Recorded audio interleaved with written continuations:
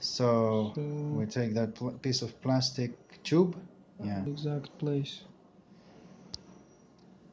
we place it onto here and then push it through down to very bottom, down to that squeezed part of the GST. That's the same with the long GST. No matter which GST you have, you put that plastic below.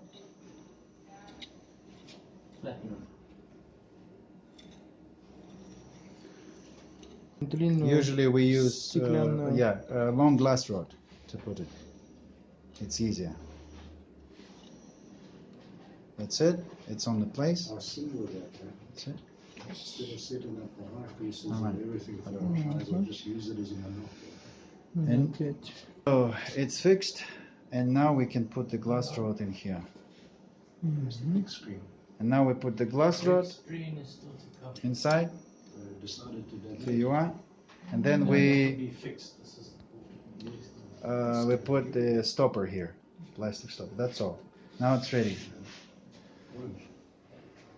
Definitely you clean between the samples, all that system. Now we put some water into the system to fill the whole system with water. All right.